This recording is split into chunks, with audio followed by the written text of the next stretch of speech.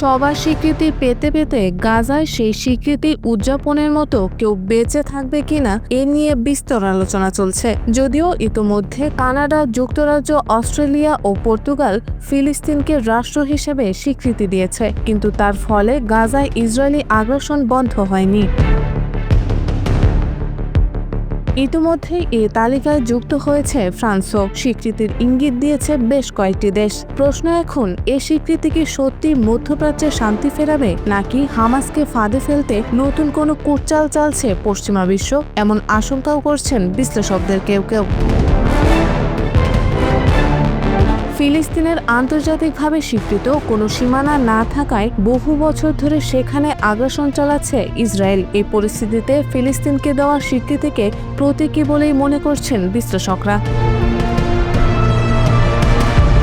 অন্যদিকে যুক্তরাষ্ট্র ও পশ্চিমাদের কাছ থেকে পাওয়া অস্ত্র ও গোলাবারুদ দিয়েই গাজায় আগ্রাসন চালাচ্ছে ইসরায়েল।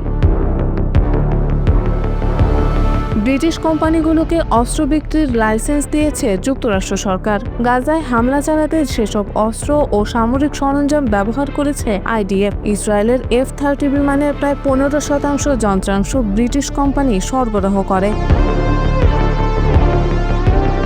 2023 সালের অক্টোবরের শুরুর মাসগুলোতে ইসরায়েল ফিলিস্তিন যুদ্ধে সামরিক রপ্তানির জন্য ইসরায়েলে $21 মিলিয়ন অনুমোদন দেয় কানাডা। তবে 2024 সালের শুরু থেকে সকল অনুমোদন বন্ধ করে দেয় দেশটি। 2023 সালের অক্টোবরে 1 লাখ রাউন্ড মেশিনগানের গোলাবারুদ সরবরাহ করে ফ্রান্স। তবে পরের বছরের 5 অক্টোবর চালান বন্ধ করে ফরাসি প্রেসিডেন্ট। চলতি বছর ইসরায়েলের কাছে পৌঁছানো যায় এমন গ্লোবাল সাপ্লাই চেনকে F-16 যুদ্ধ বিমানের যন্ত্রাংশ সরবরাহ করে অস্ট্রেলিয়ান সরকার। এমন পরিস্থিতিতে গাজায় আগ্রাসন বন্ধ করতে হলে ইসরায়েলের ওপর অস্ত্র নিষেধাজ্ঞা কিংবা ফিলিস্তিন রাষ্ট্রকে আন্তর্জাতিক স্বীকৃতি দেওয়া কি সত্যি গাজায় রক্তক্ষয়ী যুদ্ধের সমাপ্তি টানতে পারবে, নাকি এটি হবে কেবল কাগজে স্বীকৃতি যার বাস্তবিক কোনো প্রভাব থাকবে না? আন্তর্জাতিক অঙ্গনে একটাই খবর সবচেয়ে বেশি আলোচিত। ফিলিস্তিনকে রাষ্ট্র হিসেবে স্বীকৃতি দেওয়া হলে তার পরিণতি কি হবে? কেউ বলছেন এটি শান্তির পথে এক নতুন সূচনা, আবার কেউ বলছেন যুদ্ধক্ষেত্রে কোনো পরিবর্তন নিয়ে আসবে না। সাম্প্রতিক সময়ে ইউরোপের একাধিক দেশ সাহসী পদক্ষেপ নিয়ে ফিলিস্তিনকে স্বীকৃতি দিয়েছে। জাতিসংঘেও আলোচনার মাত্রা বেড়েছে। বিশ্লেষকরা মনে করছেন এই স্বীকৃতি ইতিহাসের এক মোড় ঘোরানো মুহূর্ত হতে পারে, যা ফিলিস্তিনি জনগণের সংগ্রামকে বৈশ্বিক স্বীকৃতি এনে দেবে। কিন্তু বাস্তবতা অন্যরকম। গাজায় মানবিক বিপর্যয় ক্রমেই গভীর হচ্ছে। তাই প্রশ্ন উঠেছে, কূটনৈতিক কাগজের স্বাক্ষর কি আসলেই যুদ্ধক্ষেত্রে শান্তির বার্তা আনতে পারে? ইসরায়েল জোর দিয়ে বলছে ফিলিস্তিনকে স্বীকৃতি দেওয়া মানে সন্ত্রাসবাদকে পুরস্কৃত করা। তেল আবিবের রাস্তায় দ্বিধা।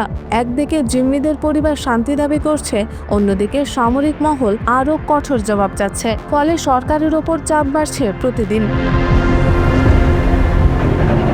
যুক্তরাষ্ট্র ও ইউরোপীয় শক্তিগুলো এক অদ্ভুত দ্বিধায় আছে। মানবিক বিপর্যয় রুখতে চাইছে তারা, তবে ইসরায়েলের নিরাপত্তা নিয়ে আপোষহীন অবস্থানও ছাড়তে চাইছে না। জাতিসংঘ, আরব লীগ এবং প্রতিবেশী দেশগুলো চেষ্টা করছে কার্যকর যুদ্ধবিরতির রূপরেখা দাঁড় করাতে। ফিলিস্তিনকে স্বীকৃতি দেওয়া নিঃসন্দেহে একটি বড় কূটনৈতিক ও নৈতিক পদক্ষেপ, কিন্তু যুদ্ধ থামাতে চাইলে দরকার আস্থা, আলোচনার টেবিলে ফেরা এবং বাস্তবসম্মত নিরাপত্তা নিশ্চয়তা। তাই প্রশ্ন রয়ে যায়, স্বীকৃতি কি আসলে শান্তির প্রথম ধাপ, নাকি বিশ্ব আবারও প্রতীকী ঘোষণার ফাঁদে আটকে গেল?